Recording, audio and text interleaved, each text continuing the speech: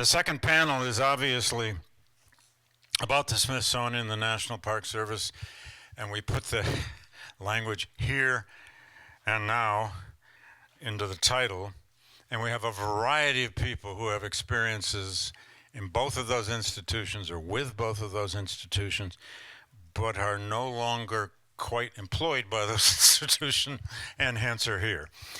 I have just been scurrying through the bios for the past 5 minutes. Yeah, I know, I will. Michelle has a way of directing me, and it's a good thing she does. But before I introduce the panel, I want to introduce Kathleen Fries, who is the new Director of Development here at the Macmillan Center, who has a few remarks for us about this place called the Macmillan Center and our role in it. Kathleen. Hi. Oop. Is this? Okay, there we go.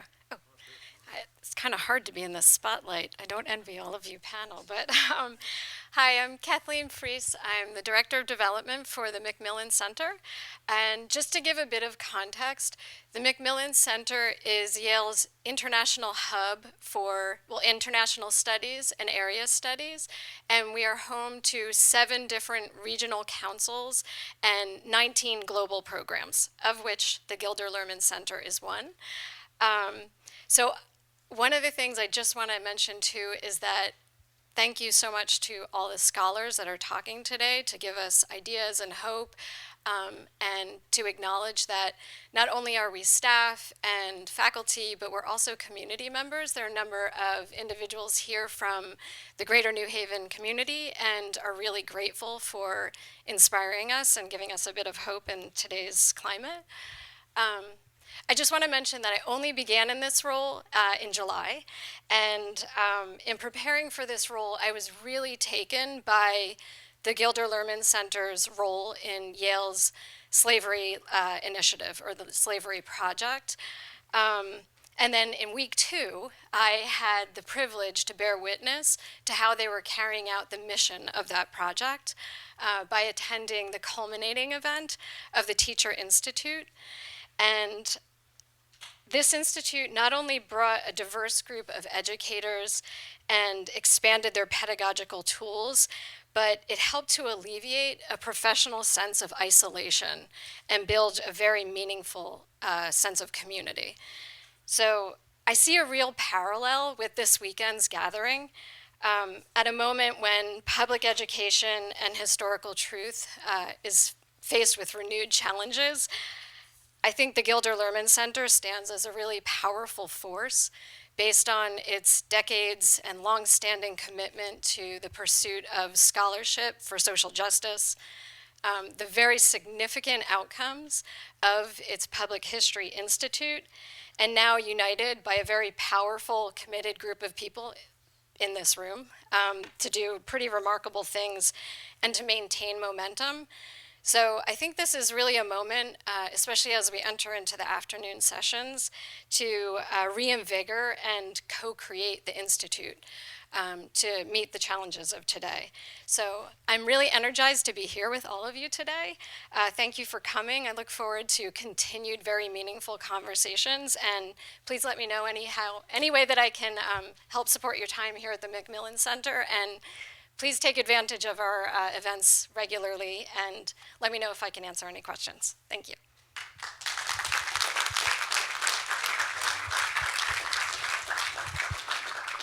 Thanks, Kathleen. Somewhere I remember at a meeting of directors in Macmillan, the dean announced that there were no less than something like 3,000 events in one given year. Maybe it's 5,000, just at the Macmillan Center alone. None of us have any time to go to all those, of course, but I was going to pass this duty of introducing the next panel on to my good friend Beverly Gage when she arrived, but then I realized, nah, that's not fair. So we're teaching a course together. That's hard enough for her. I want to say too quickly that Carl, don't go away. This is Carl Peterson, who is who's one of the brilliant people in the Yale tech community here, and I've worked with Carl now for 2 years on the Devane Lectures courses, and without Carl, we couldn't pull off what we're doing. And he's always there to fix the mics, to fix the PowerPoints, to fix my nerves sometimes when I turn in the PowerPoint too late. Anyway, thank you, Carl. You're brilliant. All right.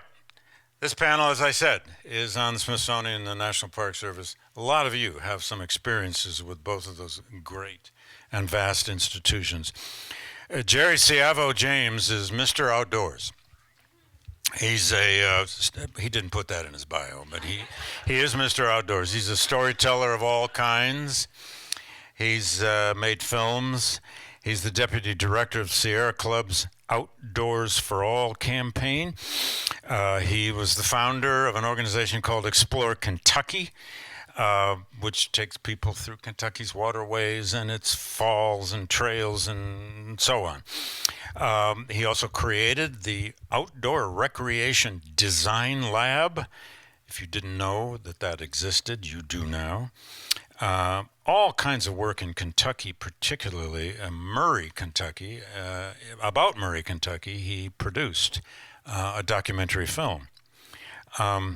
Anyway, he's an Air Force veteran and lots of experience in this thing we call natural resources, which is a big, vast word that, of course, the National Park Service uses. He is not technically employed by the National Park Service, which is why we could get him. Thank you for coming, Jerry, and for entertaining us last night with that amazing story of the Alabama 650. That's a rowing race from the top of Alabama all the way to Mobile Bay, and he's done it. And your friend finished second. I don't know where you finished because you said you got into a car to follow part of it, so I don't know. Kate Mazer is one of the best historians the United States has, of particularly the Reconstruction era. But she wrote a vast book, a great synthetic work called Until Justice is Done, which really covers the question of civil rights. It's actually the earliest civil rights movement from the late 18th century all the way to Reconstruction, especially to the 14th Amendment, a book that won prizes and, in my humble judgment, should have won more. But for the purposes of today, she teaches at Northwestern. She's done all kinds of work with the Organization of American Historians, including twice as chair of its program committee, and I'm so grateful to her because she co-chaired the program when I was president last year. But for this purpose, she's also the author of a graphic history called Freedom Was in Sight, a graphic history of Reconstruction in Washington, D.C., in the Washington, D.C. region, which she did with UNC Press, but in a collaboration with an illustrator. And I think the Park Service had a role in that, a big role in that as well. Kate, thank you for coming. When we started to plan this, I said, we have to get Kate. And here she is. Charles Sams has 35 years in this world of public history, resources. He's currently serving on Oregon's Council for the Northwest Power and Conservation Council. He is a director of the Indigenous Programs here now, just recently came here at Yale Center for Environmental Justice. He's a lecturer in the Environmental School, the School of Environmental Studies. And above all, he was the 19th director of the National Park Service of the United States, the first indigenous American to hold that position. So a vast experience in this world of resources and national parks. And finally, Sarah Weichsel.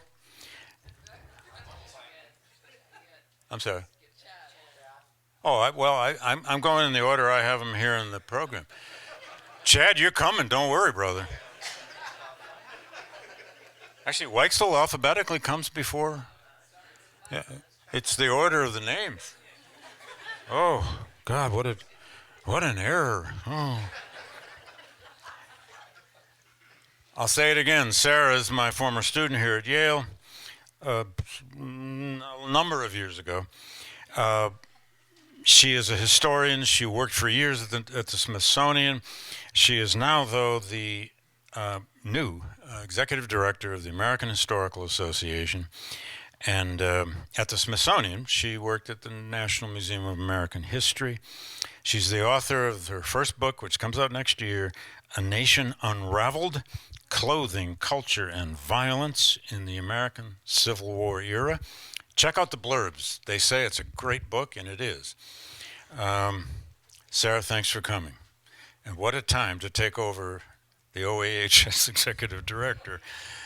AHA, sorry, say we have the executive director of the OAH here, my dear friend, Beth English. Yeah, you've already fired me, I think. Anyway, which reminds me to say, and then Chad, I got you coming. This could be one of the most star-studded, finest gatherings of public historians in the United States, at least since the last gathering of the National Association of Public History, or in fact, I was thinking maybe since that memorial we did at the African American Museum in Washington for Jim Horton, which was an amazing gathering of people in the worlds of public history for 4 decades. There's so many interesting people with lives and careers in this business, in this room. It's hard to say. Chad Williams, last but not least, is the Tomorrow Foundation Chair of American Intellectual History and Professor of African American and Black Diaspora Studies at Boston University. He used to teach at Brandeis. He's the author of a book I strongly recommend. I love this book. It's called The Wounded World, W.E.B. Du Bois and the First World War. Won a variety of awards, especially the Washington Post Award, an award from the New Yorker, an award from Christian Science Monitor, et cetera, et cetera. He's also the author earlier of Torchbearers of Democracy, African American Soldiers in World War I. And he was one of the co-editors of the Charleston Syllabus that came out of the aftermath of the massacre in Charleston in 2015. Chad has, like a lot of practicing academic historians, done a lot of work with the National Park Service and other public history institutions. So, with that, alphabetical order?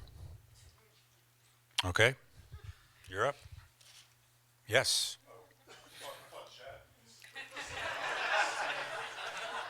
Williams is a W. Yeah. No, last names. We're going by last names.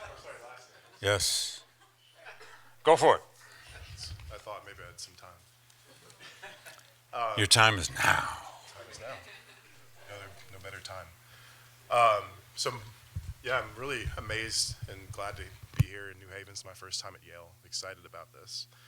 So, I was going to open and talk about, cycles of history, of Reconstruction, the Jim Crow. But I think y'all know this, and we talked a little bit about that in the earlier session. So I was going to start off with just personal stories, a personal story. So I'm here because I come from a different perspective or a different discipline as y'all, but it's intertwined. So I come from more of an outdoor access and natural resource protection perspective.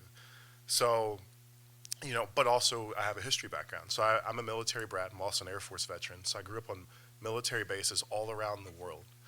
And a big part of living on military bases, you're living in these big, they're archaeological sites, they're historical sites. And I just learned to navigate them, explore, and learn about them. My first internship as a kid, I had an internship when I was in high school. It was at the U.S. Army Signal Corps Museum in Fort Sill, Oklahoma.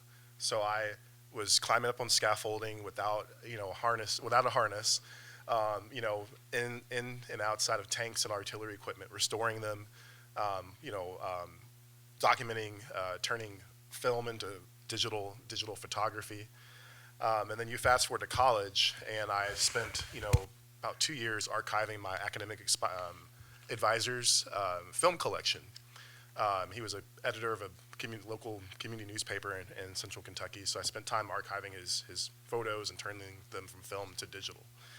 And so when I, decided out on this career path, around outdoor access, it was because in Kentucky, people just know us for bourbon, bluegrass, and basketball. But we have these like amazing mountains, we have amazing trails, we have amazing water. And so I wanted to kind of broaden that narrative beyond that, and also poverty, and coal. And so that's when I was like, the outdoors. That it's a solve for folks, and also we need to fight climate change and so many different things, public health, mental health. So as I started out, embarking on my career, which some of y'all can read about. I don't want to, like, as a limited time.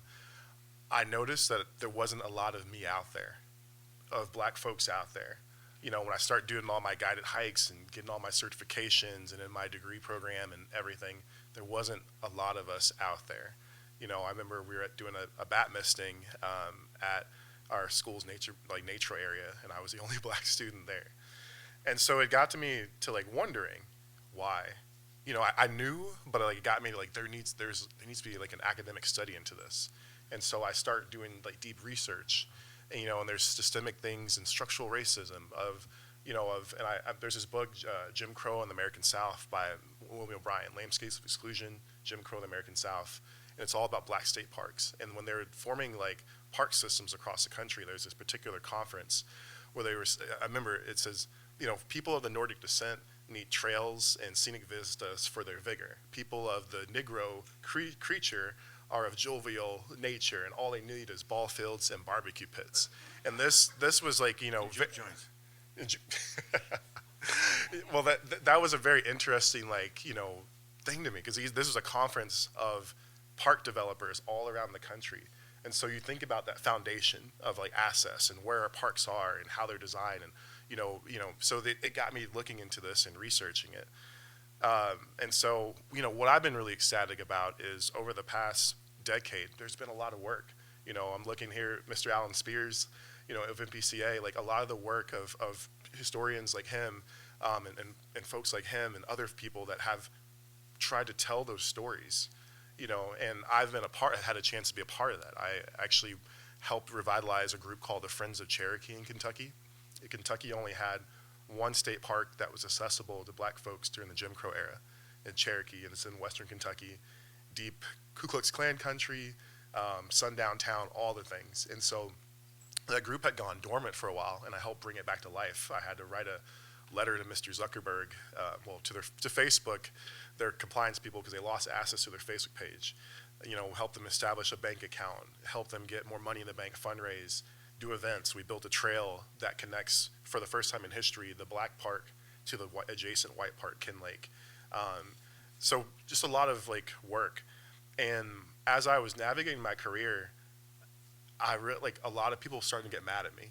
When I was starting out doing all these outdoor access stuff, and I'm Mr. Explore Kentucky and being on TV and Instagram and all that stuff, people were like ecstatic about it. But then when I don't want to say shift, but when I, awoke in more and made it more, this is what I'm trying to do, then people got, mad at me. And so anyways, what I want to shift into talk about is this like anti-wokeness that has happened. And it's been really hurtful to me as a black person, because when I growing up, wokeness was like a cool thing. I remember looking at the older black men with the Kangol hats and the fedoras and the pantsuits, and we would be like, "Yo, stay woke, my brother," and it meant something. There was a dap, and it would mean keeping that third eye on a swivel. You're navigating this world, and staying hip to the knowledge and stuff. And I thought that was so cool. And now we're in this world where like we have folks that are using it, against us, weaponizing black culture and black lexicon, against us. So we're in this moment. So earlier this year, the admin came out strong, came out swinging, EO after banger after banger, a mixtape of executive orders and a lot of things with elegant names, any radical and wasteful government DEI programs, and just so many things. And they packaged it to make it appealing, and they did it with social media, memes and stuff like that. The big beautiful bill, like in MySpace, it deleted so many great programs that had created nearby nature and trail systems for underrepresented communities. And then, 3431, that one, as, sitting there at my home, talking to my Sierra Club team, and this one drops. And that one, hit me in the gut because, Chuck Sams over here and Secretary Holland and a lot of, over the past few years, they spent, trying to dismantle that ecosystem of structural racism within the parks within the broader country, and try to use the parks to tell more diverse stories. And so as we get into 3431, they started slapping these QR codes up at parks around the country, and I was like, we can let's work with that. So we have an act, I work now at the Sierra Club, and so we have access to millions of people around the country. And so I was like, we'll use that against them. So we created an action toolkit, and we were like, hey, we're going to weaponize that against them and push for people to tell inclusive stories. And so we did that, and we got thousands of people to send comments through their QR code snitch system, pushing for inclusive history. We worked on the Resistance Rangers pushing for rallies in March to protect the parks. So we were, out there in August. We had a big thank you month. I know MPCA as well worked the same thing too. We had dropping off cookies and cakes and postcards and posters at parks and Forest Service sites around the country. And then, for those, like I said, we weaponized that comment period against them. We FOIA'd for those comments as well, because it wasn't transparent. Those comments weren't going to when you post the Federal Register, you can see the comments. So we FOIA'd for them. We got some bangers, y'all. History should be told accurately, whether it hurts your snowflake feelings or not. From the Apostle Islands, keep American history honest. Don't whitewash the past and make it Disney. There were some that they're redacted because of that first part. It was some curse words I can't say. There's one, from no, I can't. It's bad, and I don't want to end up on Fox News or anything like that. One commenter said this, having these QR codes it's akin to North Korea or East Germany. So that's part of what we did: rallies, gratitude, for staff that has been demoralized. We posted those comments on our Instagram, for Sierra Club's Instagram and our coalition's Instagram. The other thing that we did is we used legislation. So there's a bill called the Reconciliation Place Names Act, which would codify an advisory committee to remove racist and derogatory place names. So we actually did a Hill Day back in June, advocating for that, for that bill, and it was actually introduced by Elizabeth Warren. So a lot of work, a lot of grassroots organizing. So legal, grassroots organizing, communications, and what can we do next? I think we have to be very punk about this. Very punk about this. So there's a book called Burning Down the House: Punk Rock Revolution, the Fall of the Berlin Wall, and it's an amazing book. It talks about how kids use an underground network of shows and zines to build a movement against and pushing past censorship. And I think that's what we have to do. We need this room needs to go outside, and we need to get people. They didn't wait for a policy memo at all. They just did it. And so I think there's groups like Save Our Signs that are already tracking interpretation all across interior sites across the country. That's first step. That's great. We need to show gratitude for our existing staff, keep their morale up. We need, the next step is kind of a Sentinels program, keep monitoring these sites and verifying when content is removed. I think we need to work with folks like Alan Spears and figure out the next generation of heritage areas, parks, trails, sites that tell those erased and underrepresented stories. And then I think we need more storytelling events, community events, a road trip that keeps this stuff in the public memory. I come from the era, I remember the cartoon called Our Friend Martin, all about Martin Luther King. I loved it. It came out when I was a kid. I don't know if anybody y'all have seen it. Our Friend Martin. Whoopi Goldberg is voiced in it. Jaleel White has a really amazing soundtrack. But we need stuff like that. Cartoons, TikTok, build mirror exhibits that are, when content is removed from a park or historic site, let's put it in a town adjacent to it or in a public space adjacent to it so the story still stays live. And then, of course, the legal and policy strategy pieces is using existing law against them to kind of slow things down.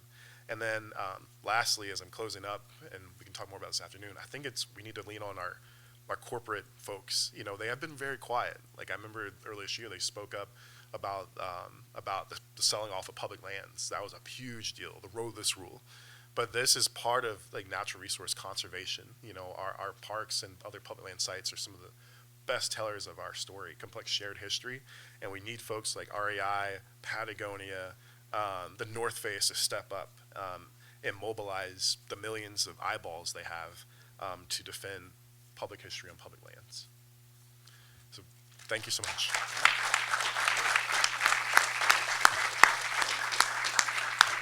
We're all going for a hike today at dark. So, Kate. Okay. Hi, everyone. Thank you so much. Thank you to the organizers of this. And wow, it feels like this is a really, really important gathering. And I'm so grateful to you all at the Gilder Lehrman Center for convening us. Oh, yeah, sorry.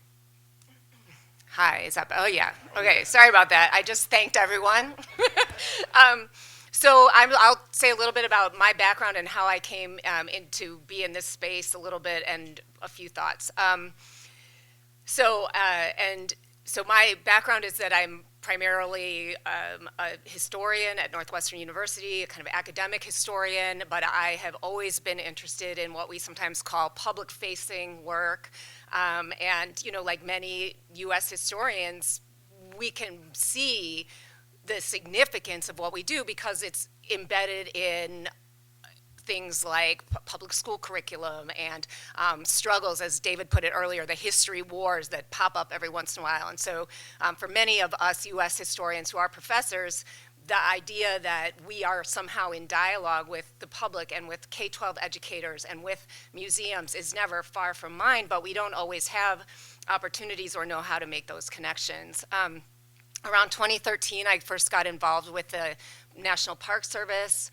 This was in the middle of the Civil War sesquicentennial, and I and some colleagues of mine who were really focused on the Reconstruction era would kind of have these jokes like, oh yeah, everyone's talking about the Civil War for 5 years between 2011 to 2015, the sesquicentennial of the Civil War. And then in April 2015, when we get to Appomattox, 150 years later, we're all just going to stop talking about this, right? Nobody's going to talk about the sesquicentennial of Reconstruction, but it wasn't only a joke, it was also sort of real, like, wow, we're still at a point where this period after the Civil War, this incredibly complex, controversial, violent, hopeful period is still virtually unrepresented in the national parks and still very hard for people to talk about publicly. And so my colleague Greg Downs and I, through the auspices of Jim Grossman, the former executive director of the AHA, met with the then chief historian of the National Park Service, Bob Sutton, and began a collaboration that lasted from about 2013, arguably into the present, but one of the milestones was Greg and I kind of bringing our expertise and our connections in the historical profession to bear on a struggle to lobby President Obama to declare the first ever National Park Service site that would commemorate Reconstruction and tell the history of Reconstruction. And President Obama did that a few days before leaving office in 2017, creating the National Reconstruction Era National Historic Monument, which later became a full-fledged national park. And so that was, and along the way, Greg Downs and I co-authored a National Historic Landmark theme study on the era of Reconstruction, and that's a publication that's online and it's still there, published by the Park Service. And I was later hired by the Park Service around 2020 with a grant that was actually an appropriation from Congress, I think spearheaded by the Congressional Black Caucus, to kind of incite the Park Service to do more African American history. As a historian of Reconstruction whose first book was on Washington, D.C. during Reconstruction, I was hired to work on a graphic history that is like a cartoon history of Reconstruction in the D.C. region, which I did with an illustrator, Liz Clark, and it is published, as David mentioned, it's called Freedom Was in Sight, a graphic history of Reconstruction in the Washington, D.C. region, and it was published by UNC Press last year. And so that, again, that project came directly out of the National Park Service. So The National Park Service, in my experience, was always committed to doing good history founded in the scholarly work of historians. The first panel, several people talked about how the state or the government is typically not to be looked to be at the cutting edge of historical scholarship. And I think that's true. You know, as Greg and I became increasingly involved with the Park Service, we had questions about kind of the backstory to official interpretations of history. You know, we saw all these impulses coming from within the National Park Service wanting to update their stories, wanting to grapple with Reconstruction for the first time, wanting to talk about the causes of the Civil War at Civil War battlefields, which is a way of saying we want to talk about slavery having caused the Civil War, something that had been excluded from the history that was being talked about at Civil War battlefields until the 1990s or the early 2000s. One thing to say, and I totally defer to Chuck Sams in particular and everybody else, but in my experience, already when I was working with the Park Service, people doing history within the National Park Service were doing a lot with a little. They were underfunded, their historical enterprises were underfunded. Let me just say also, like, the history interpretation that the Park Service does is something that many times Americans know less about than they know about going to Yellowstone or going to, you know, whatever national, you know, Grand Canyon National Park, right? So, so just to preface this, I should have said earlier, the National Park Service is engaged in a whole lot of American history interpretation for the American public. And so, and this is one of the reasons I'm so happy to be on the panel with you, Jerry, and like this conference is bringing together people from the history side and the natural resources side, connections that we need to really do more with, I think, in this moment. So anyway, the Park Service's history enterprise was not well funded, and the people we met were fantastic and also kind of struggling a bit with doing jobs that maybe it was like 3 people's jobs had been consolidated into 1 person's job. And so there was already this feeling that, like, wow, we would love to do so much more. We'd love to update our introductory films at our Park Service site. We'd love to update this interpretation. We know that there's a really important African American history story to be told on this battlefield, but we don't have enough money to kind of pay someone to actually help us develop that. And so that, you know, was already present, even as there were all these people who were saying to us, we want you to tell the whole story. When you come up with a theme study, we want you to just bring your expertise. We trust you. And I will single out here the violence of Reconstruction, the white supremacist violence.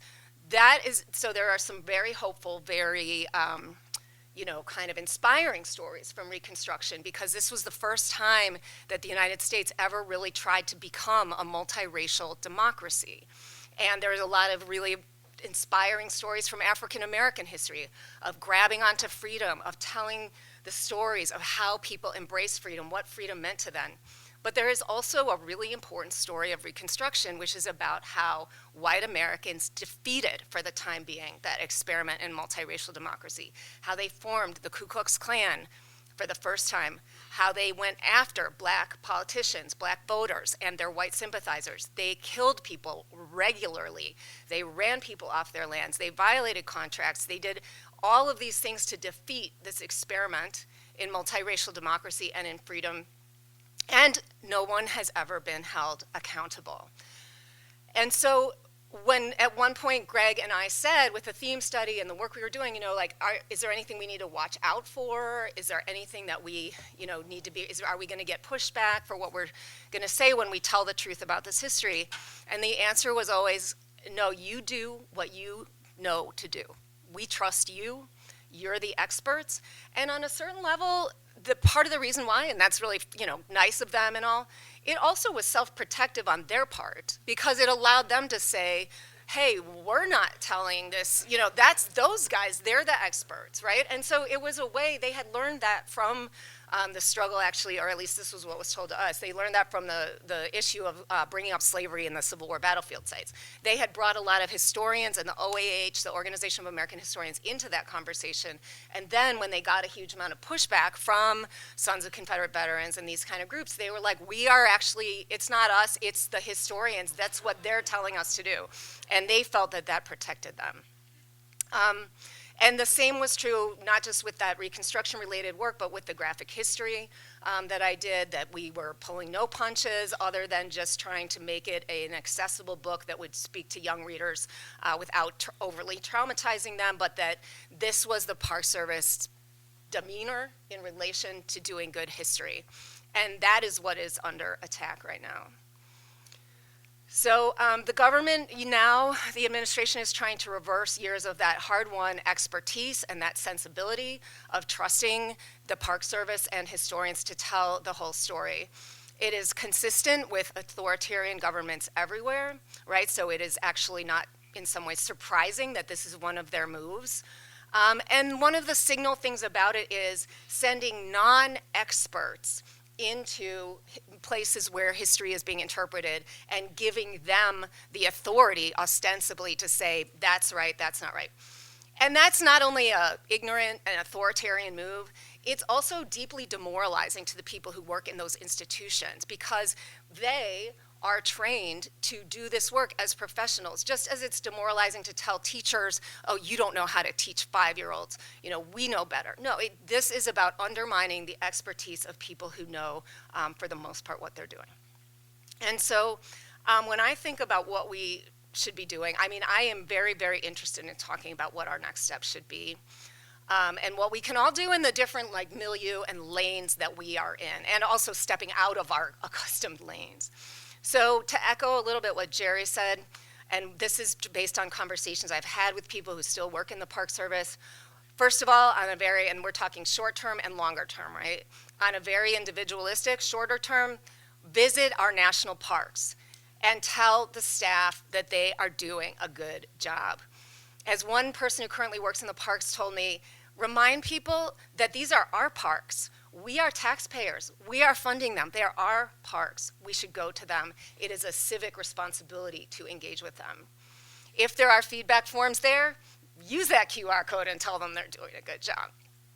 Tell them that they need to continue to do good, complete history. Write our representatives in Congress and express support for good history, not whitewashed history. We should provide forums of professional development and support for staff within the National Park Service, whether they come directly as Park Service staff or come in their own personal capacity. Because it's so demoralizing to work for the Park Service right now, we collectively should provide venues to help further their professional development, to help bring people, to help remind people that their work matters, that they are supported.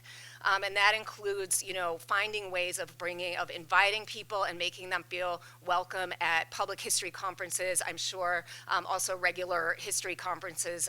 The Society of Civil War Historians did a particularly good job with that last year.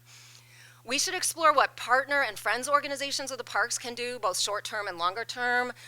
Many of the national parks have friends organizations associated with them, which are private nonprofit organizations that help support the parks. They're nonpartisan organizations, but they're not the government. So we should be thinking about and alongside what those friends organizations are doing. We are, and we should continue to create coalitions among stakeholders. And here I really want to draw attention to the relationship between historians and natural resources oriented groups like the Sierra Club. We are all actually stakeholders in the future of the National Park Service and the production of history through the government. And so I think that normally, and for good reasons, historians are over here and we don't know that much about what natural resources people are doing, and this opportunity, it presents itself to kind of come together and work together. And finally, I think in general, and speaking with my more academic historian hat on, we can all participate in creating more open dialogues about history and what historians do. We can consider events like a National Day of Action that enlists historians and the public to talk about what historians do, to talk about how interpretations change, to talk about why facts matter, to talk about why telling the truth about history matters. And we could do that kind of thing in public libraries or outdoors in town squares, where we are going out there and talking with the public about what this is about, why we do what we do, and how it is almost by definition an engaging enterprise. So that's it, and thank you.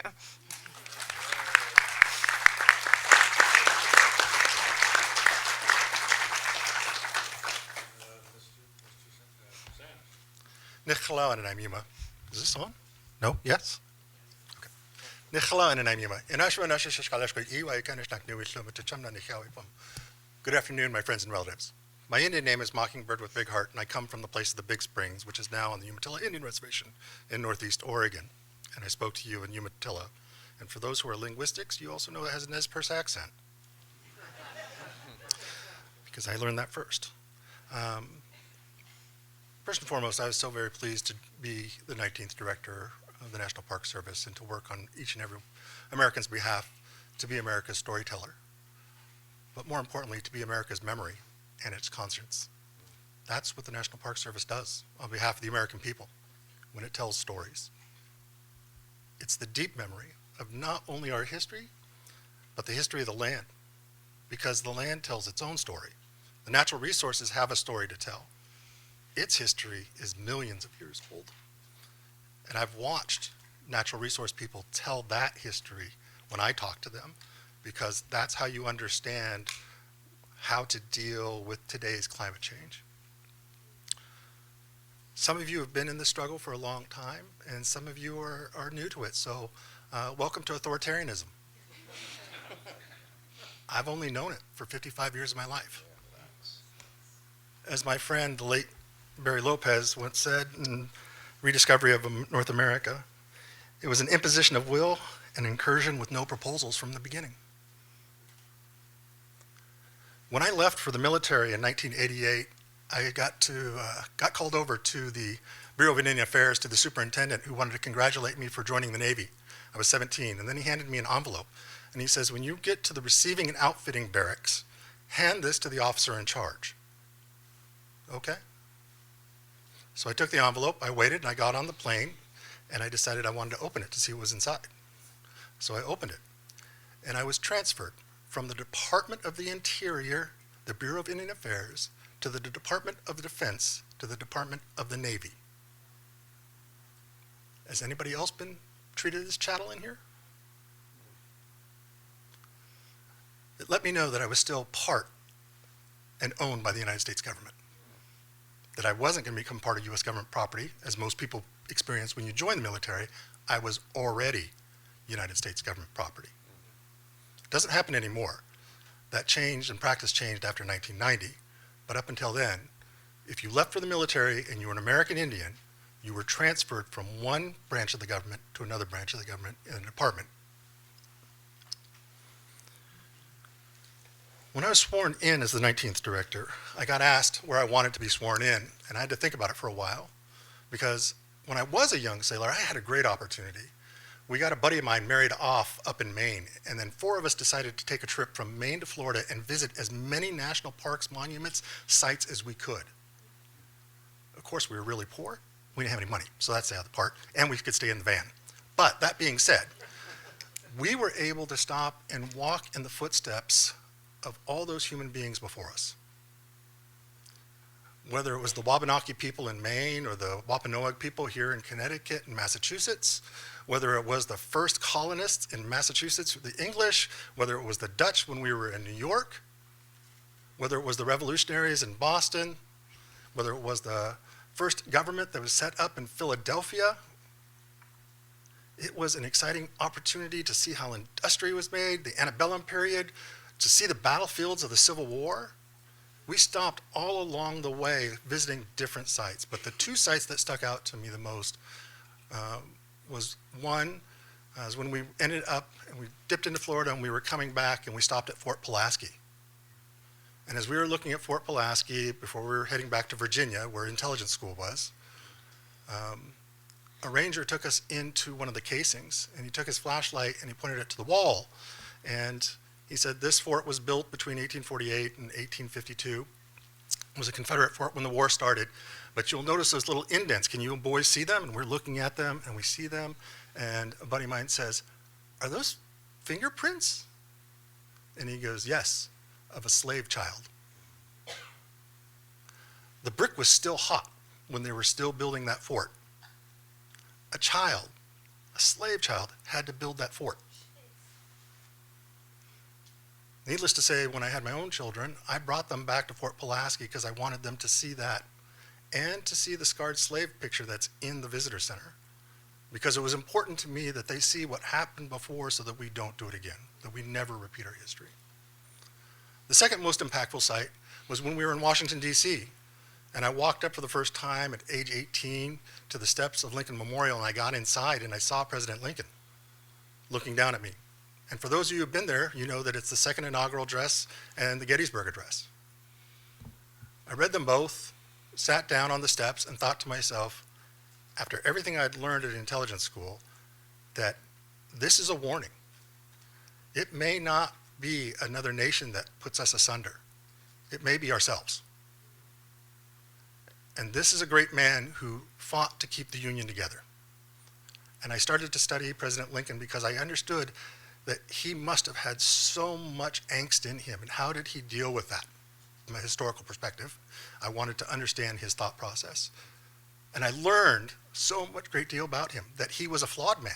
And he accepted his flaws, and wherever he knew he had a flaw, he worked extremely hard to correct it.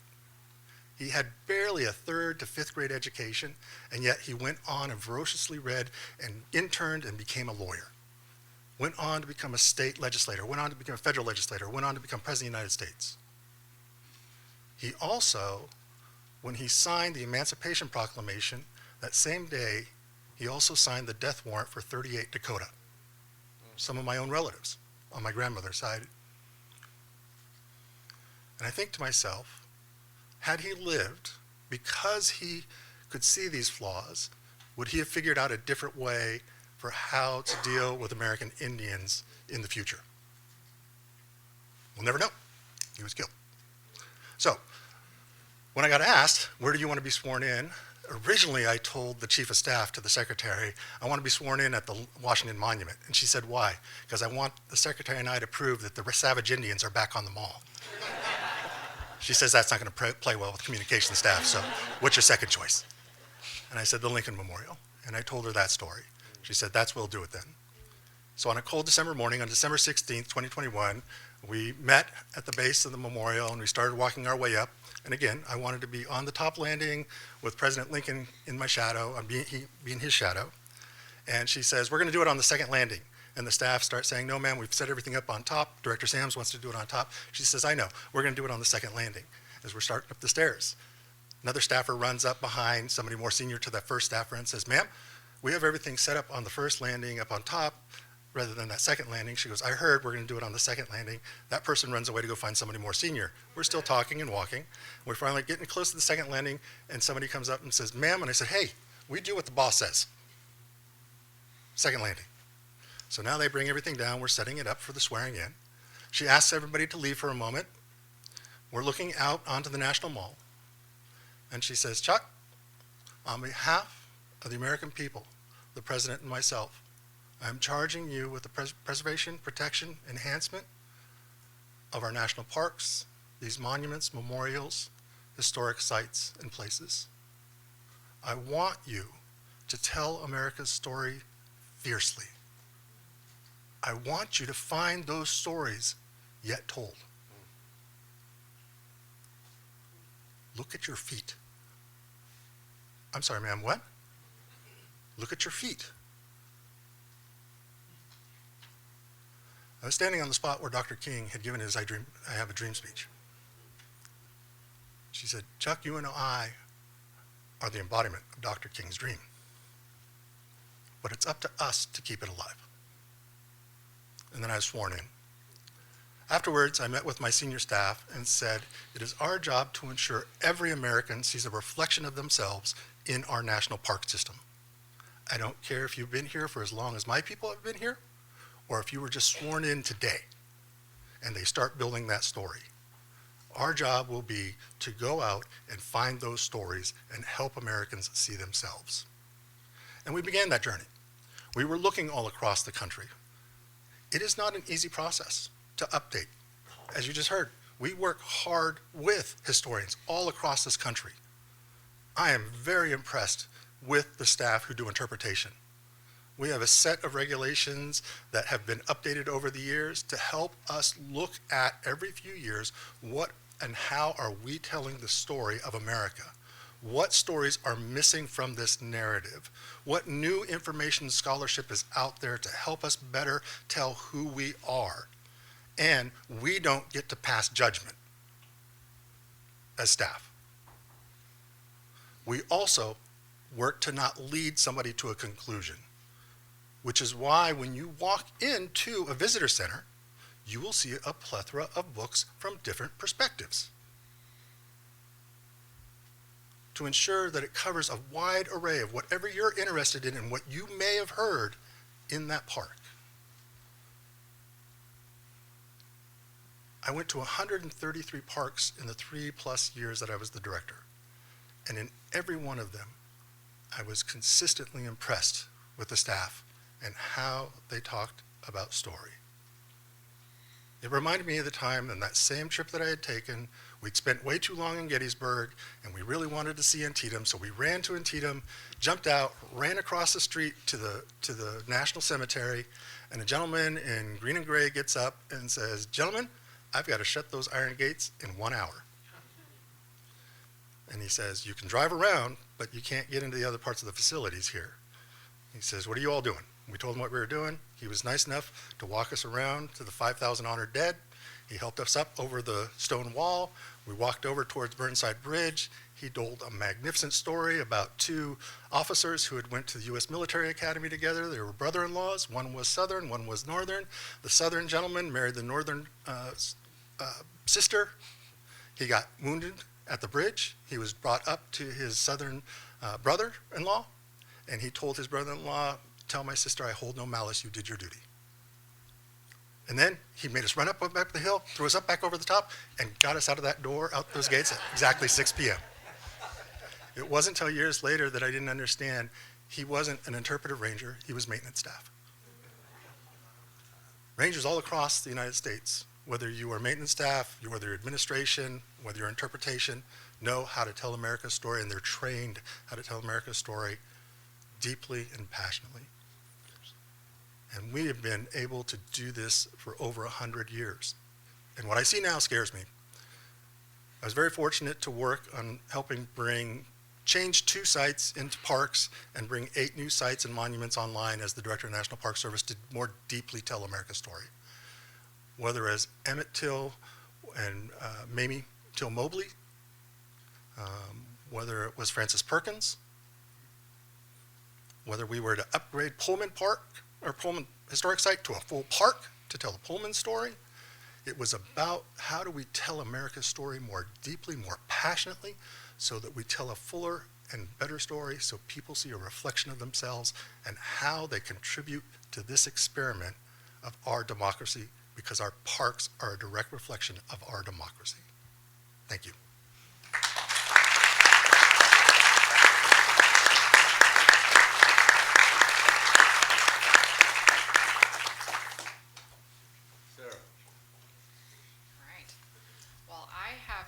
The job of shifting us to the Smithsonian Institution. And I'm a historian, so we have to start with a little bit of history, right? So in the 180 years since the Smithsonian was founded, that institution has expanded from a single building on the National Mall to 21 museums, 14 education and research centers, and the National Zoo. Today, it is both a world-renowned research institution and a place to which Americans and international visitors go to learn about many facets of American history and culture. And so it should be, because the Smithsonian was explicitly established for the increase and diffusion of knowledge. At its founding in 1846, the Smithsonian was tasked with scientific research, which it continues today, and it also became the official caretaker of the U.S. National Museum's collection, which had its roots in collections of natural history and industrial, ethnographic, and historical objects that were owned by the U.S. government. Like many museums, it started off as something of a curio cabinet, but in the late 19th century, the National Museum began formally collecting and exhibiting objects that document and narrate our national story. That national story is one that belongs to all of us, and the Smithsonian is charged with collecting, preserving, and interpreting the history for all people. And as Chuck Sam said, it needs to tell the story of every American. All of that is currently under threat. Over the years, I've been a visitor, a research fellow, and a staff member at the Smithsonian. I spent a year researching in the collections of the National Museum of American History and the National Museum of African American History and Culture. It was research that allowed me to uncover new stories about the American Civil War. And years later, as a project historian at the National Museum of American History, I worked alongside my colleagues to research, to write, and to curate exhibitions that would connect with visitors, including the hundreds of school children and the 8th grade field trips. And now, it's a really hard task, by the way. And now, as the executive director of the American Historical Association, the largest professional association of historians, I find myself in the position of defending the professional expertise of not only my former colleagues at the Smithsonian, but also historians working at historic sites, museums, academia, and beyond. Our association is working to ensure a full and complex history of the U.S. and arguing for the independence of a Smithsonian that should be free from political intervention. But in March, the White House issued an executive order on restoring truth and sanity to American history. And then in August, the White House notified the Smithsonian that the administration itself would undertake the review of exhibitions, materials, and curatorial practices at 8 Smithsonian museums to, quote, ensure alignment with the president's directive to celebrate American exceptionalism, remove divisive or partisan narratives, and restore confidence in our shared cultural institutions, end quote. So I want to zoom in on a few aspects of this stated purpose for this review. But let me start by debunking this idea that confidence in our shared cultural institutions needs restoring. In 2021, the AHA conducted a national survey on history, the past, and public culture, which corroborated other scholarship, including Roy Rosenzweig and David Thalen's often cited data from the 1990s, that shows that the public places a very high level of trust in museums and public sites' portrayals of the past. They place more trust in museums and historic sites than they do in teachers or professors. Sorry for all of us who are those. To a considerable extent, that is because of the physical artifacts that are there, which people see as not only representing history, but as being direct physical connections to the past. But people also see museums as collaborative enterprises, where the histories presented are the work of many experts and not any individual historian. So we have studies from the 1990s and the 2020s, with 30 years in between, that show consistency in people trusting museums and historic sites. And then in 2024, the AHA completed a 2-year study called American Lesson Plan, Teaching U.S. History in Secondary Schools. And one of our findings was that U.S. history teachers rely on a short list of trusted sites led by federal institutions, including the Library of Congress, the National Archives, and Smithsonian museums, for high-quality teaching resources. So public school teachers across the U.S. have confidence in those shared public institutions. So that confidence doesn't need restoring, but it will need restoring if the executive branch is successful in its efforts to interfere in museum professionals' work and to erase parts of this nation's history. That is what will erode public trust. because partisan political interference into content and curatorial practices places at risk the integrity and the accuracy of historical interpretation. The administration's stated aim of ensuring alignment with the president's directive is poised to assert a single point of view over historical content that was produced through the deep research and collaborative work of many professionals. So how do we work to ensure that the public continues to have access to a whole and complex history of the American past, and not the sanitized and incomplete version preferred by the current administration? And that people who are working in federal history sites and institutions are able to do that work with integrity. For that, we have to reach beyond the world of museums, beyond academia, and to increase the general public's understanding of what it is that museum professionals and other historians do, why we do it, as Kate said, and how we do it. And I want the general public to know that historians are not afraid of content review. Reviewing content is part and parcel of the work of historians and museum professionals on a daily basis. We constantly consider new historical evidence and scholarship in our effort to understand the past in all of its complexity. We do so according to agreed upon standards of professional conduct. And that is why we insist that only curators, historians, and others with professional training, not people assigned by the White House, people who abide by these standards of conduct are qualified, the only people qualified to conduct a review that ensures historical accuracy, because that is what matters, the accuracy. I also want the public to understand that curatorial and museum practices require us to rotate out objects for preservation purposes on timelines that are backed by scientific evidence. And so just because a label is changed or an object is moved does not necessarily mean that it's been done because of political pressure. It doesn't mean that the staff have caved. It means that they are being the caretakers of the collection that has been entrusted to them.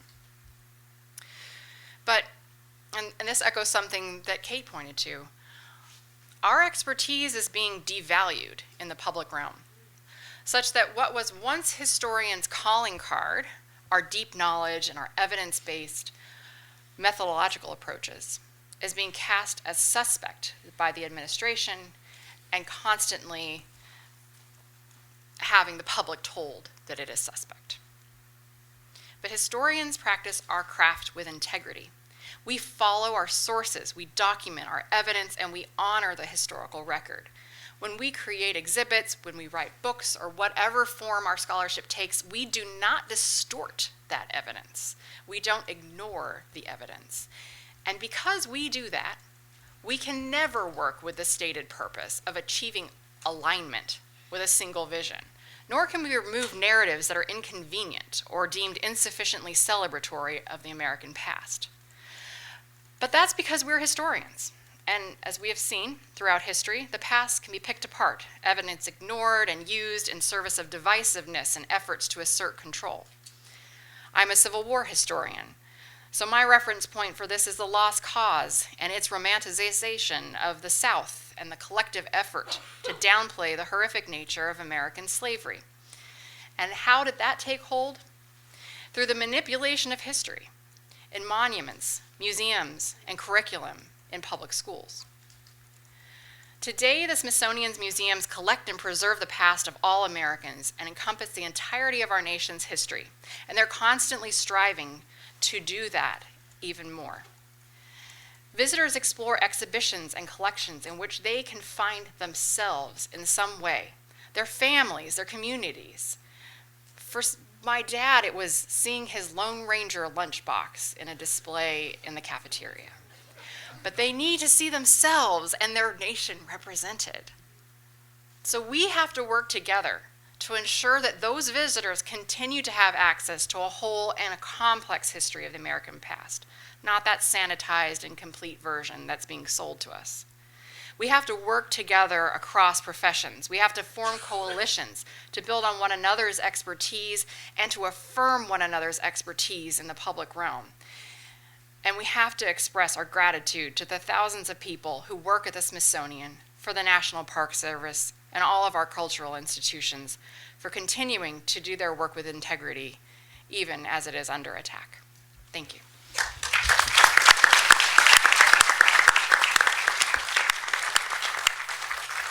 Thank you, Sarah. Chad.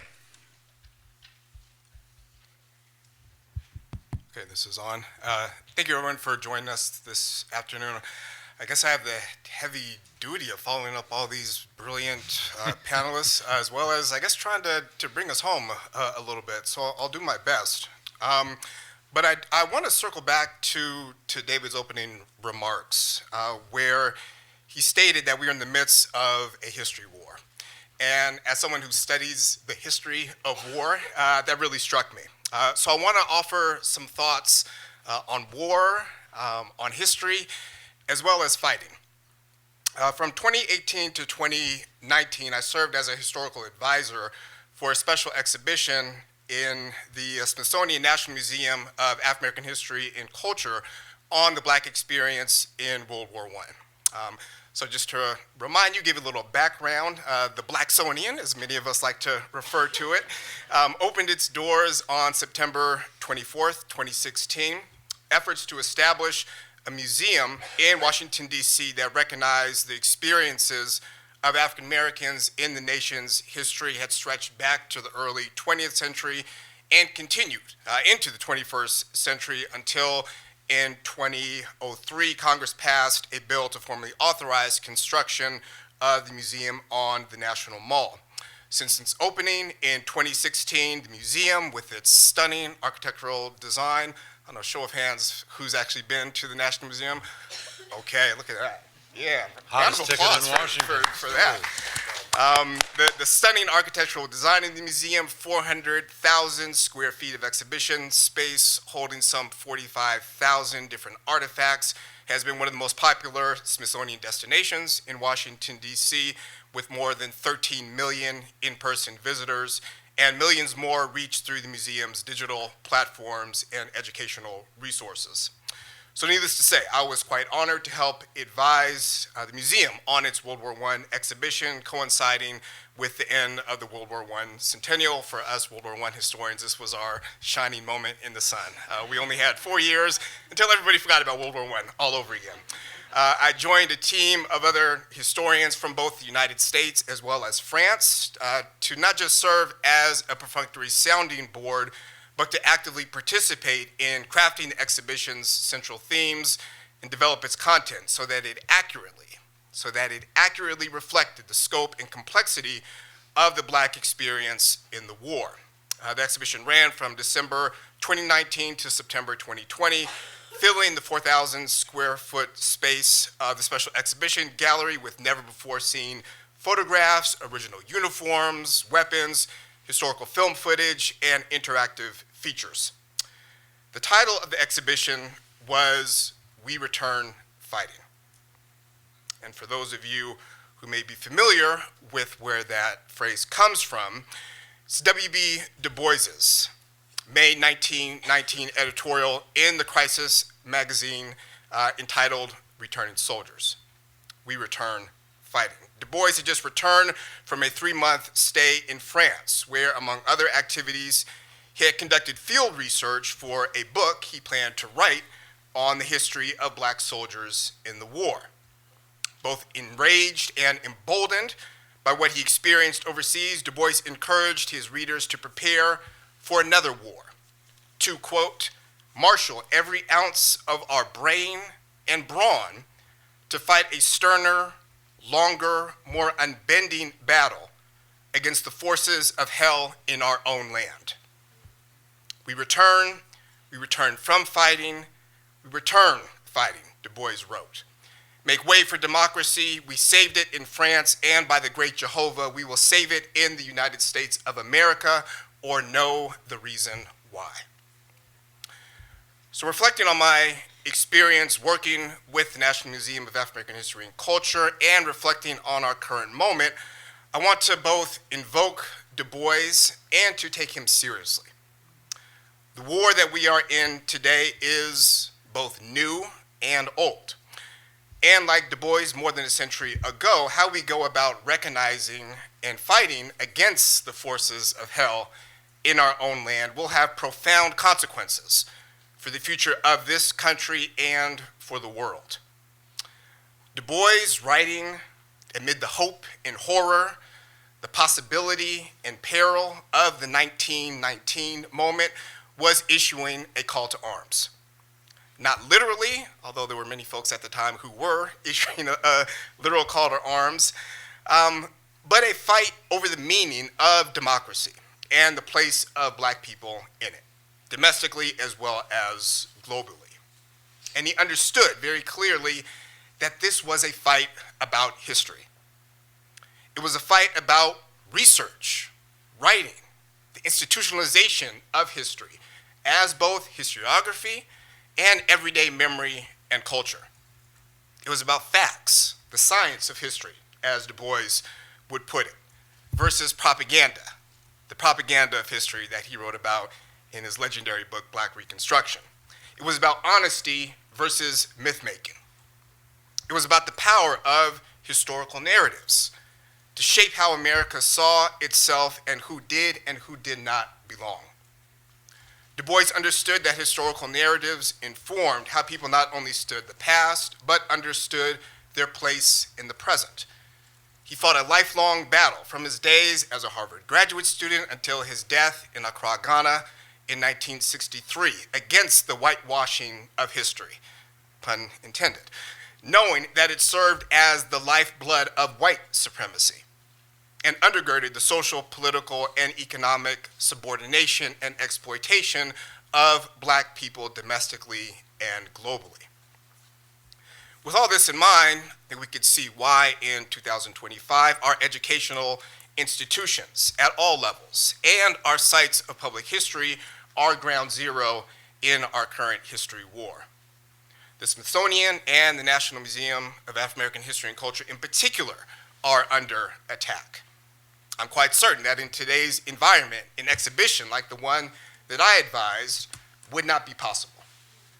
Lonnie Bunch, a brilliant, dedicated historian, the first African American to serve as Secretary of the Smithsonian, is under personal attack. But this is part of a much larger, deeper, and consequential attack. It is part of an attack on African Americans in Washington, D.C., their place in the nation's capital and its history, as Kate, you could certainly speak to.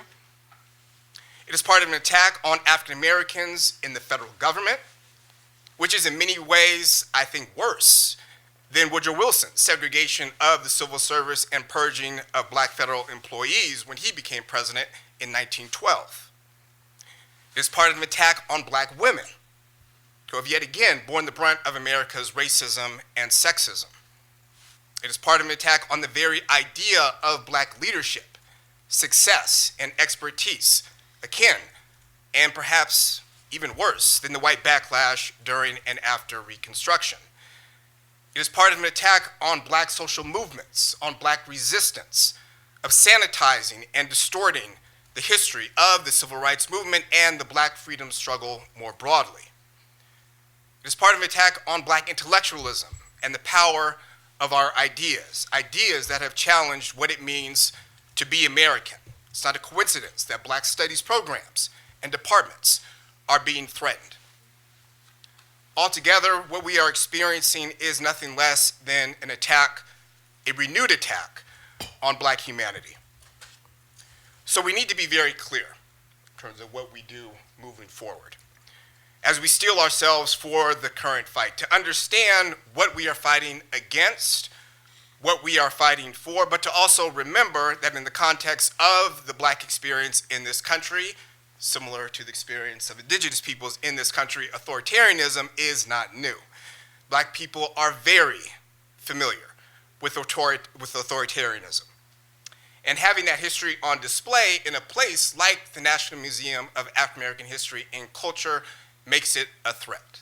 We need to understand why.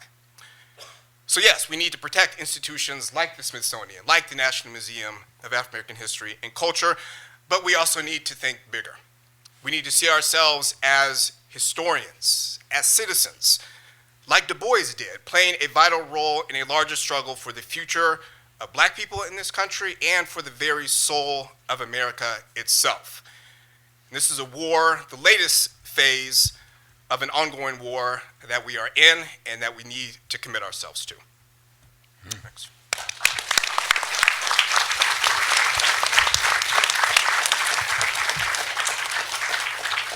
Thank you, Chad. If Cynthia and Tom could mind the mics, I just want to say real quickly, we're going to move right to your questions because you're all, I can see the smoke in the air. You're teeming with questions out there. Just hold, yeah, Bev, you're going to, but one second, just 1 second. Chuck and all of you, I had the great pleasure in the earlier generation, I'm sorry, I'm the oldest one here, back to the times of Dwight Caithley and Bob Sutton, who were chief historians of the, you knew them all, and with James Horton, back in the early 90s, I think we did these training sessions at Harper's Ferry, which is the training site of the National Park Service. It's a wonderful facility. God, that was fun. I mean, it was just, we'd get these historians and superintendents and staff people from all over the country for an entire week. And some of them for the first time, learning a lot about slavery, Civil War, and so on and so forth. And then with the OAH, a bunch of us in the 90s and into the early aughts, you did these too, I think, Kate. We did these site visits, particularly the Civil War sites, to examine everything from the introductory movies to the exhibitions and so on. We'd write these elaborate reports, and a lot came out of that. A lot changed. It was remarkable, and it was such a spirit, as you're describing it, between academic historians. They mostly they trusted us. Every once in a while there'd be a so-called black powder guy, meaning the people who do guns. That's what they do. They're experts on guns. I remember being told by a guy at Kennesaw Mountain once, I'm a black powder guy. I know you guys know a lot of history, but I just do black powder. I said, well, okay. He'd been there his entire life, you know, the lifers in the Park Service. But there are a lot of young people, and this was so exciting then, to see this, all the new American histories coming alive in the parks. That's what's at stake now. For 3 decades, we recreated history in the National Park Service. And now, wash it away? Are you kidding? Chad, I just heard you call for a declaration of war here, so I don't know if you want a show of arms. No, I don't know. Just kidding. We might have a show of hands. But anyway, questions, please, from the audience. I see Bev Gage, you had your hand up. Let's see. Yes. Yeah, is this working? Yes. So first of all, I wanted to say thank you to this amazing panel, to the Gilder Lehrman Center for assembling all of you together. And also thank you because, as David knows, I have a book coming out in April that's called This Land is Your Land, and I spent about a year and a half traveling the country going to historic sites, and it's an attempt to kind of retell American history through the historic sites. And so and we sang the song last week in our class. That's true, we did. So at any rate, I've taken advantage of a lot of your work, and it is sort of intended as a gesture of, you know, love and solidarity in a difficult moment for people who are doing that kind of work, among other things. But I actually wanted to ask a different question, which is so these were all rousing calls to battle of various, you know, probably figurative and not literal forms. But I wonder if the historical profession or the museum profession or the National Park Service has done anything wrong, which is to say, you know, is there any element of self-critique or bad strategy or blind spots or missing forms of engagement that might have mediated or prevented this kind of moment from arriving? Now, it's always easy to sort of say, in retrospect, maybe this or maybe that. But I just wonder if, moments of pressure and resistance aren't also moments for self-reflection. And I wonder if people have any thoughts on that front.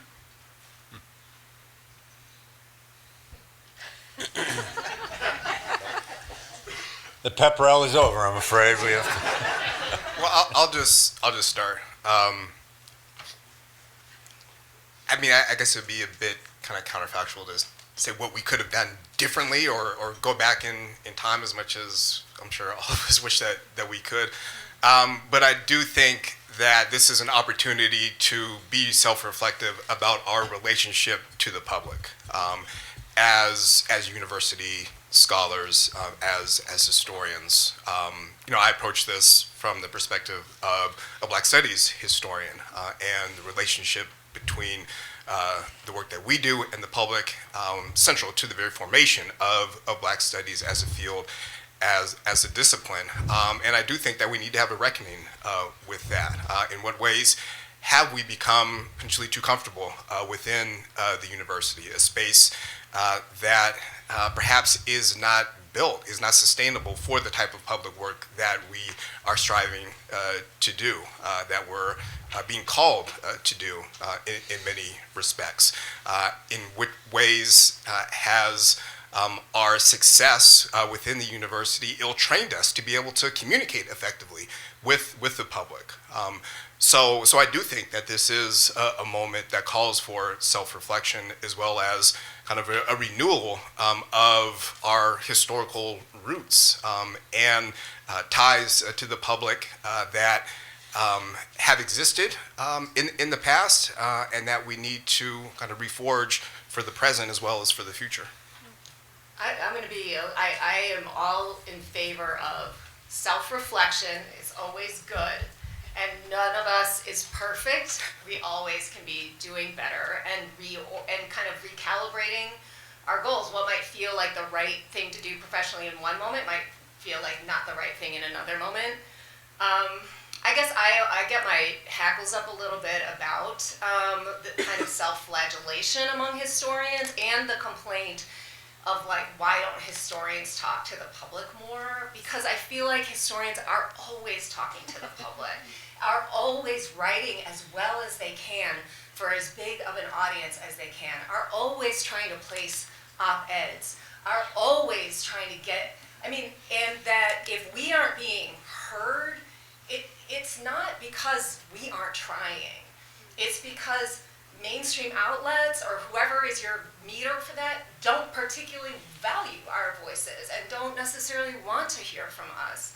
Could historians have prevented the authoritarian turn in the United States? I really don't think so. That's above our pay grade, right? And so don't blame us. This is not and I guess I also want to stand up for the professionalism of historians. We are also a profession.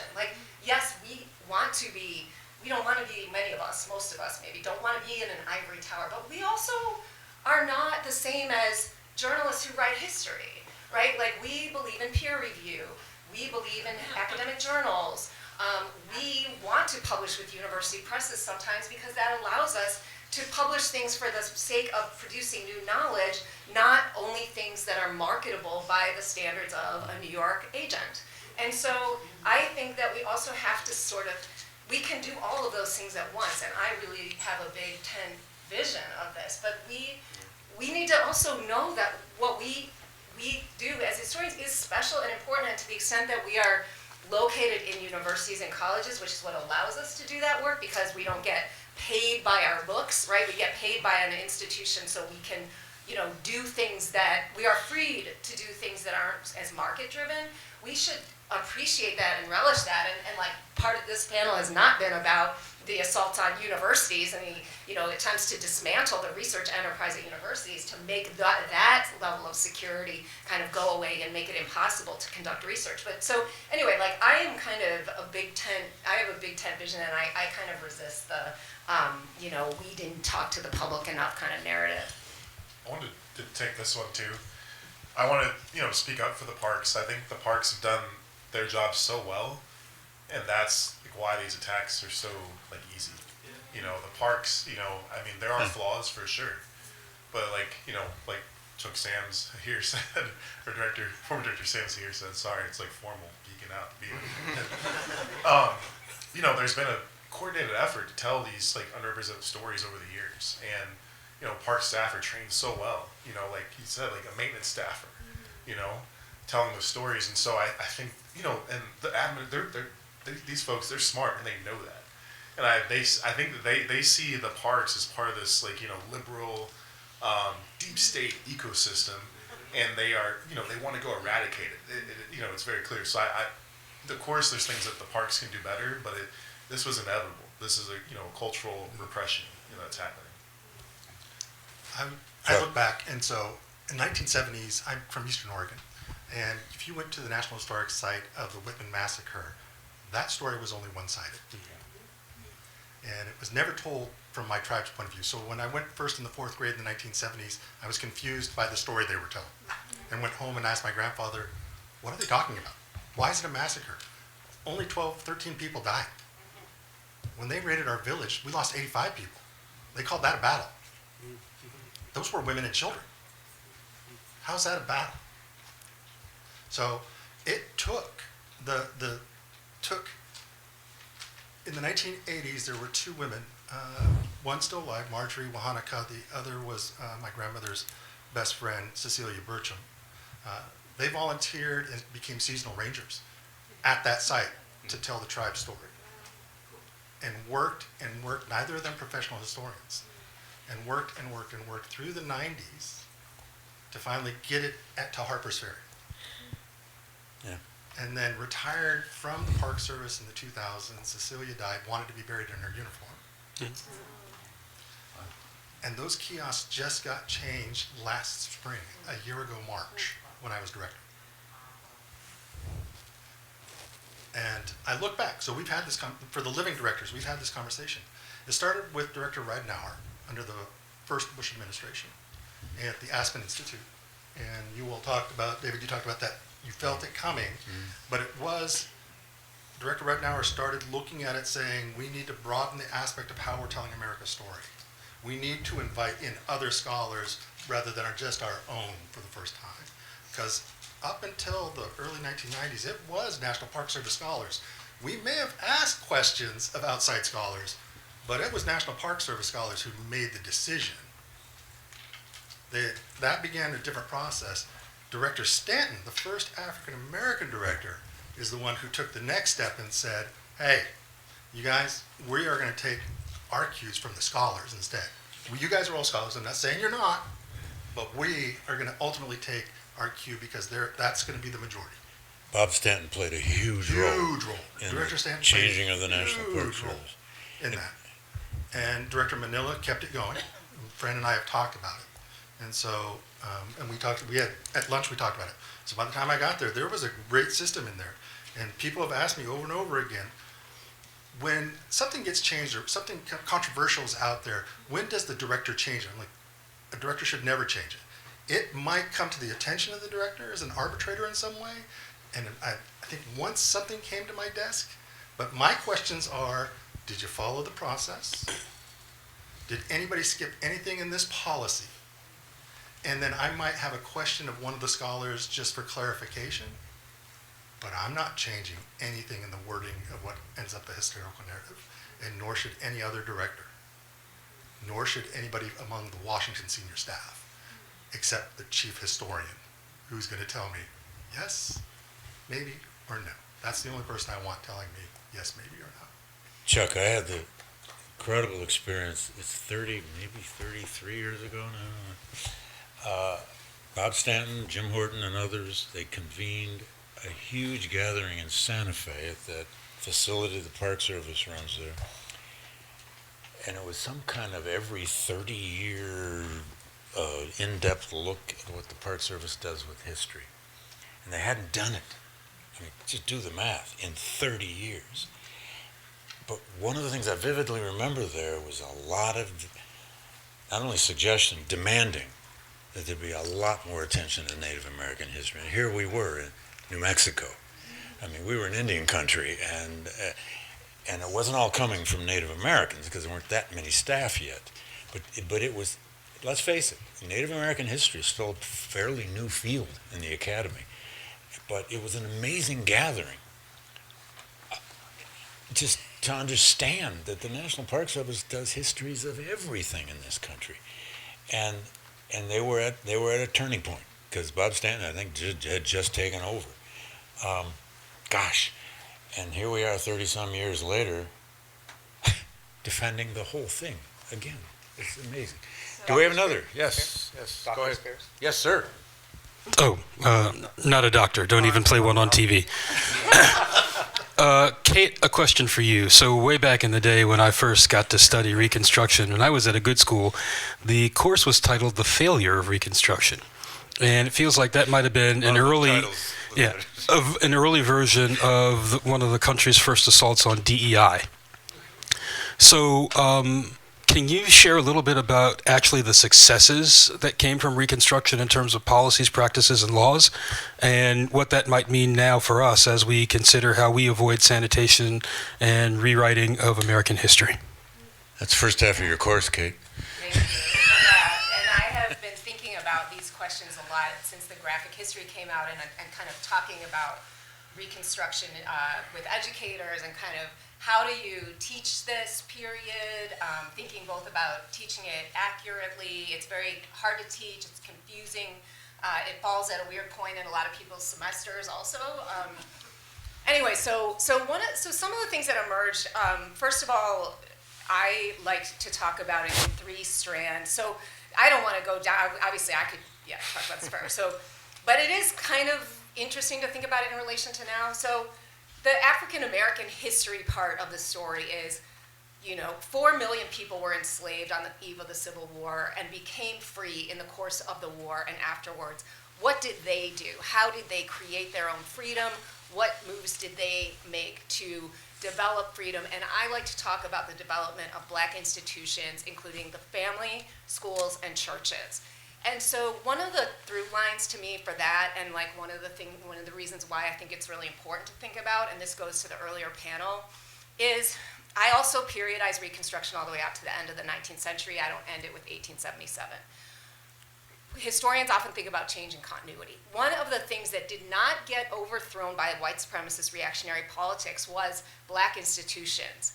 The Black families that were formed and reunited after slavery, Black churches, Black organizations. I finished the book with the Niagara Movement, which met for the second time at Harper's Ferry, West Virginia in 1906 or something. It was the second meeting. Chad, correct me if I'm wrong. That meeting was full of people who had lived through the Civil War and had developed all these institutions that were still alive and prospering, more or less, in the era of Jim Crow. And so one of the takeaways from that, a lesson, is what the earlier panel was saying about, or even what Jerry said about punk actions. It is about people locally organizing for things they believe in and sustaining those institutions and those relationships. And I am the first person to be whatever, tell me how that's gonna stop authoritarianism. But it is really important to cultivate, that's where ideas come from, that's where durable institutions come from, that's where people get life, find joy, find connections. So that, to me, is a really important lesson from Reconstruction from the really volatile period. The two other strands are the second one would be federal policy. So we got the 13th, 14th, and 15th Amendments from Reconstruction. And just to say, the 14th and 15th Amendments are still absolutely foundational to individual rights in this country. So if you think about the rights that we are trying to defend, a lot of them, not all of them, are our rights because of Reconstruction. And the third strand is reactionary politics. It is a reminder that this country, as my co-panelists have said, democracy has always been a struggle in this country.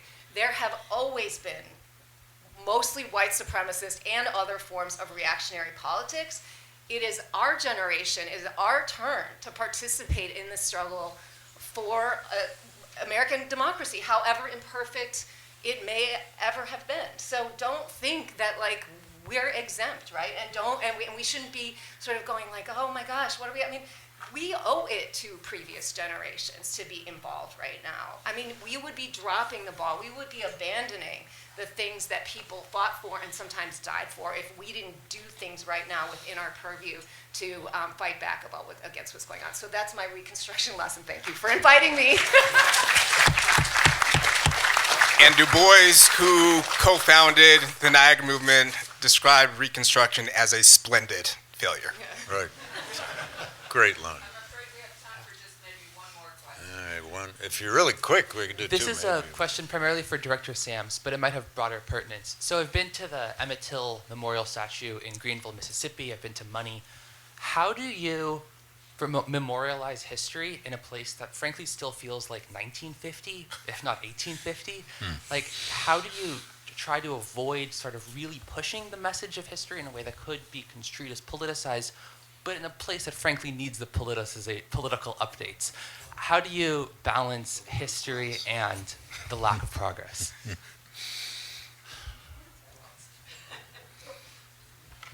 So, while I was director, the Secretary Holland traveled all over. She was gone more than I was. And she loved to go to national parks and loved to go to the smallest sites. And I would get calls all the time with that question. Chuck, I just read this. Yes, ma'am. Why has this not been updated? Why does this still sound like it comes from 1968? Why does this look like a 1954 sign? Because it is, ma'am. We are a large system. And sometimes those, especially the smaller parks, were hard to update. But that story either gets told and it hasn't had a chance for an update, and we didn't get enough funding for it. As you heard earlier, National Park Service runs on a really tight budget. And there's a whole process by which Harpers Ferry goes through and tries to tell a better narrative, a stronger narrative. They do really work hard not to politicize it, but you've heard there are people that are passionate, so sometimes they are. They're trying to get that narrative out, especially if it is a political narrative. And we recognize that there are some stories that are just political narratives too. And they will say it in such a way that tells that political narrative. But it's not easy. The backlog of storytelling and updating those storytelling is deep. We were talking about whether I can say this or not. I'm not as worried with this order. I am worried I don't like it. It sends a wrong message. But I do know the staff are like, get in line. We'll pull this down, but I'll send this to Harpers Ferry. Harpers Ferry is going to go, okay, but I already have this line of stuff that I have to go through. Yeah. This just goes at the very end of the line. It doesn't get to go to the front of the line because I only have funding that I have to spend on this stuff first. And you provided me no new funding. Matter of fact, you cut my funding. And because you cut my funding, I don't know when I'm going to get around to this.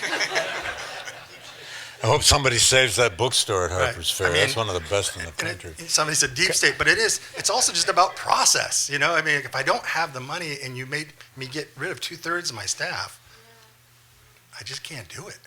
We got a lot of hands up here. I saw one more. Okay. How about right here? I'll do my best to. Well, we need the mic too, if you have it. It's how it gets recorded.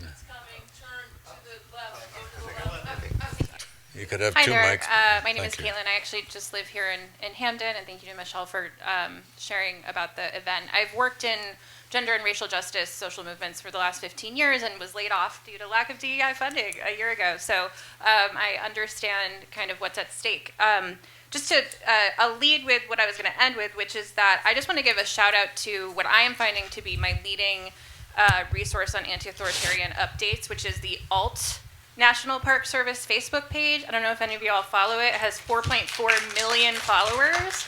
And it's like, to me, the #1 resistance platform right now. And it's coming from somewhere, it seems, within, unless they're misrepresenting themselves, within. It's called the National Park? National Park Service. And so as you were talking, Director Sams, I said, these folks are finding ways around, they're finding workarounds. And it had me thinking about what Jennifer Allen was talking about, utopianism. So my question for you is, what does the future hold after this current administration? Because they will not be returning, they'll try, but we will do our best.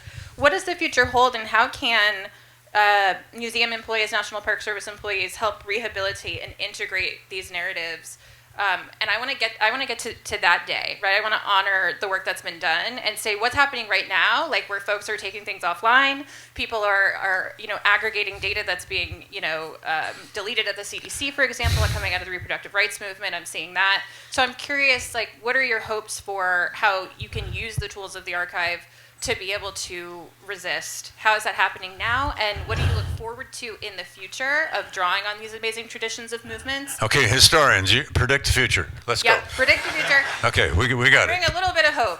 Yeah, well, good luck. Sarah, predict the future. Well, historians aren't really into interpreting the future. They don't give us a seminar on that in graduate school. No, unfortunately. You failed us. But We did, yes. what happens? What happens on the other side? A lot of it depends on what we do now, and so I know I'm going to keep showing up every day and doing this job, and I'm going to keep talking about the importance of history in American public life. I'm going to keep talking about the critical role that historical thinking plays in being a person who lives in a democratic society. But I'm also going to acknowledge that the damage that is being done in terms of funding, restructuring of agencies, of massive layoffs, and the loss of expertise in those places is going to have major repercussions for us in the coming years. Because when I watched the National Endowment for the Humanities be literally decimated, I watched collectively hundreds of years worth of expertise walk out that door. People who are historians and literary scholars and humanities scholars of all sorts, who not only brought with them their specific disciplinary knowledge, but also the knowledge of how to connect that to the public and how to develop programs that would work and how to think about how to imagine and try out new things. And so when you have agencies like the NEH, like the National Park Service, like the Smithsonian, that have been significantly underfunded for years and then decimated on a personnel level, rebuilding that is going to take a great deal of effort and all of our work in convincing legislators who are supposed to be the ones who hold the purse strings, that they need to invest heavily into this part of our country. That we have to fund the humanities, we have to fund history, we have to fund cultural resources, and our natural resources, who are our great friends. From the Park Service perspective, for me, there's two things. One, just so you know, we were already going through a process of restructuring. National Park Service was. I was already looking at realigning and making regions smaller. I wanted more boots on the grounds in the parks. Part of the deal under the Inflation Reduction Act, when I got $500 million, all those positions were for parks. None of them could go in regions, none of them could come to headquarters. We were looking at how to restructure that. The first major restructuring happened very early on when I decided that we were going to restructure all of contracting, and it would come out of the Denver Service Center and headquarters. You would not believe the anger that came from parks and regions when I took that authority away from them and reassumed it. The only difference is we went through a process. We put together teams and didn't just make the decision when we talked about it, we went through it, what was working, what isn't working, and then implemented it, and then where was those cost savings, and then showed how those cost savings were going to make us more effective and get you more money into your park or more money into your region. Once they saw that, then they back off. That's a process, that's one. Two, with this alignment, part of my job directly from the President of the United States at the time was we want to see a culture shift and change within the National Park Service. And it needs to be a groundswell. So I could tell that the DEIA work that had been going on was not working as well. So I spent a lot of time out in the field in shops, in the maintenance shop. with the interpretation team, just asking them and talking to them, what do you all want to see? What would the Park Service look like differently if it was all you? Eventually became what they called RISE. They came up with the acronym, not me, to be respectful, inclusive, safe, and an engaged workforce. That's what they wanted. Then we talked about what each of those elements, and they had to come up with the elements. I loved it because when it got to the regional directors and some superintendents, they just kept calling my office and saying, tell us what you want to do with each of these. Like, that's not how this works. Your people are calling for cultural change, not me. They're literally calling for it. I'm helping them. We're going to put money towards this. So when they were trying to attack the DEIA work a long time, they saw RISE, they didn't know what to do with it. Many of the RISE stuff is still working within the national park system. It just doesn't have the funding. What I also wanted in there was that next generation of stewards, whether they were storytellers or natural resource people. That was the cultural change we wanted to see. I see, and Ellen and I were seeing this may be an opportunity where we get to see a different type of park service come out of this when we do the rebuilding.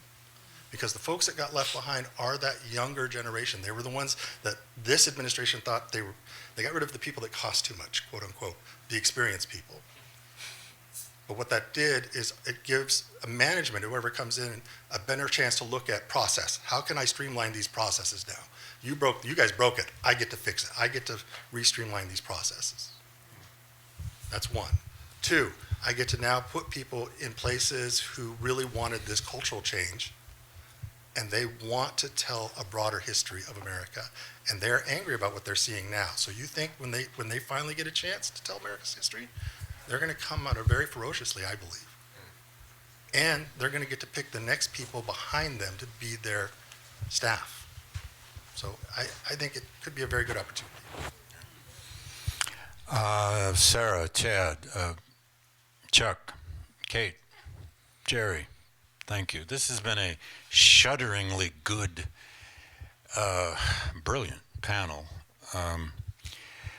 Chuck, at that same New Mexico conference 30-odd years ago, I met the superintendent of Rocky Mountain National Park, and he said, we're making a new orientation film, and you sound like you got a good radio voice.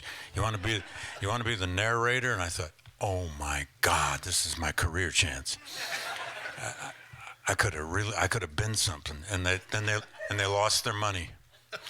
They lost their funding. They never made their new film. I didn't get to narrate the Rocky Mountain National Park orientation film. Anyway, look, as you can tell from these last questions, and I'm sorry we didn't get to more questions, this is a substantive fight in every way. We're historians. We care about the facts, the evidence, and the ethics we use to get them. But it's also a political fight. And that's the one we're not necessarily as trained for, but that's where we are now. This is a political fight.